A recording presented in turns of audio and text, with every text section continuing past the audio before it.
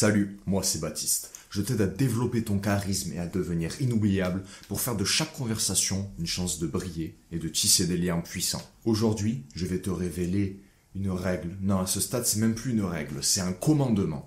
Un commandement pour que tu puisses être écouté dans tes relations sociales. Pourquoi cette règle est si importante? Pourquoi je dis que c'est un commandement? Parce que ça s'applique à énormément de situations.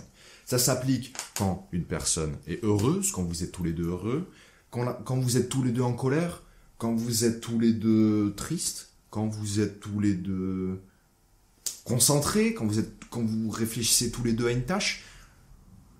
Je pense vraiment que ça s'applique à tout. Cette règle, c'est de laisser l'autre vider son sac. Pourquoi? Parce que la plupart des gens, quand ils essaient de convaincre quelqu'un, quand ils essaient de discuter avec quelqu'un, quand ils essaient de calmer quelqu'un, eh ben ils parlent trop. Mais l'autre, il a des choses à dire. Et tu sais quoi?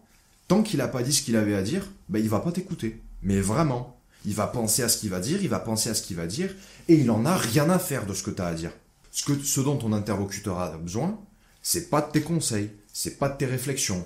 Ce dont il a besoin, c'est d'une oreille attentive sur qui il va se décharger de ses réflexions, de ses émotions, de ses pensées, En fait, sur qui il va décharger son fardeau. Premier exemple, c'est déjà arrivé que tu es par exemple un membre de ta famille ou un collègue à toi qui est extrêmement énervé contre quelqu'un d'autre, qui vient t'en parler, qui te dit « Oui, il m'a dit ci, il m'a dit ça, il m'a fait ci, il m'a fait ça, il a fait ça, et j'en ai marre, et je vais le frapper. » Tu vois cette situation. Si t'es pas trop con, tu le laisses parler, tu l'interromps pas. En général, au bout de 5 minutes, qu'est-ce qui se passe? Au bout de 5 minutes, ça fait 5 minutes qu'il dit « J'en ai marre, je vais le frapper, il faut le virer, j'en ai marre de lui, je vais le bloquer, je vais je sais pas quoi, il m'a dit ci, il a fait ça. » Au bout de quelques minutes, qu'est-ce qui se passe? Il est calme. Pourquoi il est calme? Parce qu'il a sorti, il a dit ce qu'il avait à dire. Autre exemple, c'est déjà arrivé qu'il y ait quelqu'un qui vienne te voir, et par exemple, qui avait un dilemme, qui ne sait pas trop quoi faire, il vient te l'expliquer, oui, il faudrait que je fasse ça, mais d'un autre côté, j'ai ça qui est possible aussi, je sais pas, ici j'ai ça en négatif, j'ai ça en positif, ici j'ai ça en positif, en négatif, je sais pas trop quoi faire, j'ai besoin de conseils, je suis perdu. Et en général, pareil, si t'es pas trop con, tu le coupes pas. Et au bout de 5 minutes, qu'est-ce qui se passe? Ah, ben finalement, j'ai trouvé la solution. Il a trouvé la solution, mais toi, tu n'as rien dit. Hein. Il va te dire, ah, merci, putain. Ah, là, c'est grâce à toi, j'ai trouvé et tout. Toi, t'as rien dit. Toi, tu l'as juste écouté. Pourquoi il a trouvé la solution? Pourquoi il se sent mieux? Juste parce qu'il a pu se décharger de son fardeau. Il a eu moins de charge mentale, il a pu vraiment poser les choses au clair, et toi, t'étais juste là pour écouter. Tu lui as rien dit. Troisième exemple, tu fais un travail de groupe.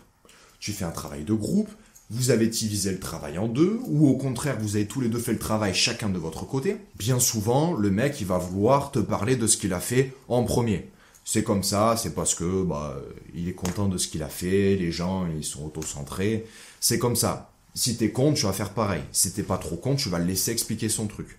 Pourquoi il faut le laisser expliquer son truc? Parce que si toi, tu commences à raconter ce que t'as fait, lui, il va pas t'écouter. Lui, il va penser à ce qu'il a fait. Il va chercher toutes les raisons pour lesquelles ce que t'as fait, c'est pas bon. Il va dire, ah mais non, moi j'ai fait ça, lui il a fait ça, c'est pas bon ce qu'il a fait, il va penser tout seul dans sa tête. Et après, quand il va te raconter son truc, en fait, il aura pas du tout écouté ce que t'as dit. Alors que si on fait l'inverse, que toi t'es conscient, tu sais qu'il veut raconter ce qu'il a fait, donc tu lui dis, on commence par toi. Qu'est-ce qui se passe? Il va t'expliquer son truc, tu vas écouter, tu vas pas comparer à ce que tu as fait, tu vas écouter, tu vas ouais, ok, tu vas lui poser des questions. Une fois qu'il a terminé, il va te demander, toi, qu'est-ce que tu as fait? Tu lui expliques. Et bien là, il va t'écouter. Et là, vous allez trouver une solution à deux, vous allez vraiment mettre en commun votre travail. Maintenant, on va prendre un quatrième exemple. Un exemple réel, mais qu'on voit surtout dans les films. J'espère pour toi que tu le vois surtout dans les films. Une situation où tout le monde est paniqué. Ah, on va mourir! Ah, je sais pas quoi! Ah, c'est la fin du monde! Et au milieu, t'as un gars qui reste ultra calme. Qui fait preuve d'un grand self-control. Qui presque a la situation en main. On dirait presque qu'il est serein, qu'il vit ça tous les jours. Mais en général, qu'est-ce qui se passe? Ça calme tout le monde. Pourquoi? Parce que tout le monde vient le voir. Ils lui disent, ouais, c'est terrible, on va mourir, on va mourir. Il les laisse raconter ce qu'ils ont à dire. Et finalement, une fois qu'ils ont fini, alors certes, le problème, il n'est pas réglé, mais ils ont déchargé leur peur, ils ont déchargé leurs émotions, ils se sentent plus légers. Alors que si le dernier mec calme, il se mettait lui aussi à paniquer, ah, c'est terrible, ah bah ça monterait en température. Hein. Toi, tu vas le voir, ah, c'est terrible. Lui, il te répond, ah, c'est terrible. 5e situation, oui, ça s'applique vraiment à tout. On imagine, si t'as pas vu ma vidéo précédente, elle parlait de ça. T'as fauté, alors t'avais une bonne raison de fauter, toi tu juges que t'avais une bonne raison, mais t'as merdé et quelqu'un vient te voir pour te le faire remarquer. On imagine, t'as une copine, t'as travaillé toute la journée, tu l'as pas appelée. Elle vient te voir, ah mais machin, j'en ai marre, tu m'appelles jamais, tu fais je sais pas quoi, tu préfères être sur ton ordi que me parler, j'en ai marre. Toi, en soi, t'as une bonne raison. T'as passé la journée à travailler. Ben, au lieu d'essayer de te justifier, quand elle te dit, ouais, tu m'as pas appelé de la journée, toi, au lieu de rétorquer, oui, mais moi, toute la journée, j'ai travaillé, toi, t'as pas travaillé, t'as passé la journée, je sais pas quoi. Non, tu fermes ta gueule, vraiment. Même si c'est totalement légitime, même si c'est toi qui as raison, tu la fermes. Pourquoi? Parce que tant qu'elle n'a pas vidé son sac, elle va pas t'écouter. Donc tu la laisses raconter ce qu'elle a à dire. Oui, j'en ai marre, tu m'as pas appelé, les gars de mes copines, ils les appellent 3 fois par jour, et je sais pas trop quoi. Voilà, tu la laisses te dire ce qu'elle a à dire. Après, tu lui dis, bah écoute, je comprends, tu t'attendais à ce que je t'appelle, je t'ai pas appelé, je comprends que tu sois déçu. Déjà, là, ça va la calmer. En fait, j'ai passé la journée à travailler, et du coup, j'avais la tête ailleurs, et voilà, du coup, je t'ai pas appelé. Et tu veux qu'elle te dise quoi, ça? Tu veux qu'elle te dise quoi? Elle a déjà vidé son sac, elle va pas répéter ce qu'elle a dit. En plus, tu lui as dit que tu la comprenais. Alors que si dans le cas inverse, elle était venue te voir, elle te disait, oui, j'en ai marre, tu m'as pas appelé de la journée, et que toi, tu partais du tac au tac, tu lui disais, ah mais oui, mais moi j'ai travaillé toute la journée, alors que toi ce matin t'allais faire les courses, cet après-midi t'as fait une sieste, après t'as fait je sais pas quoi. Bah frérot, ça sert à rien, elle va repartir d'un cran, elle va dire, oui mais moi mes copines, leurs gars ils travaillent et ils les appellent 4 fois par jour, et je sais pas quoi. Et toi tu vas lui dire, oui mais toi tes copines, leurs gars il fait pas ci, il fait pas ça. Bref, qu'est-ce qui va se passer? Tu vas dormir sur le canapé. Non, plus sérieusement, ça va rien apporter de bon.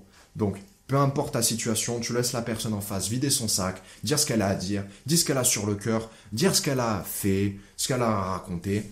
Bah tiens, ça me fait penser à un 6e exemple.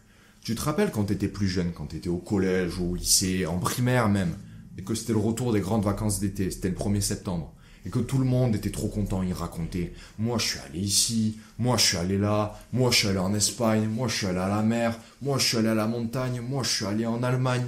Voilà. Tout le monde est trop content. T'as dû remarquer que personne n'écoute personne.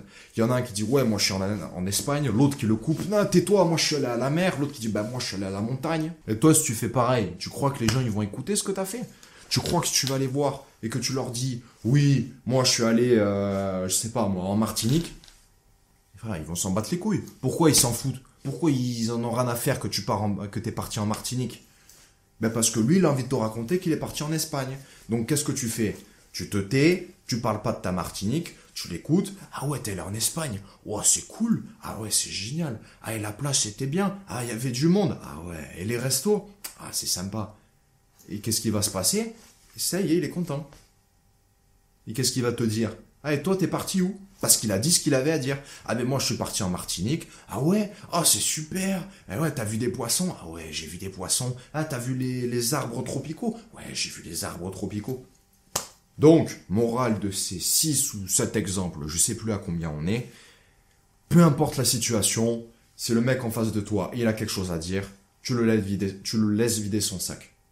Tu le laisses vider son sac, tu le laisses dire ce qu'il a sur le cœur, ce qu'il a en tête, ce qu'il a envie de te raconter, et c'est seulement après ça qu'il sera prêt à t'écouter. Si cette vidéo t'a aidé, je t'invite à mettre un like et à t'abonner, parce que je vais en sortir d'autres de ce genre. C'était Baptiste. Ciao.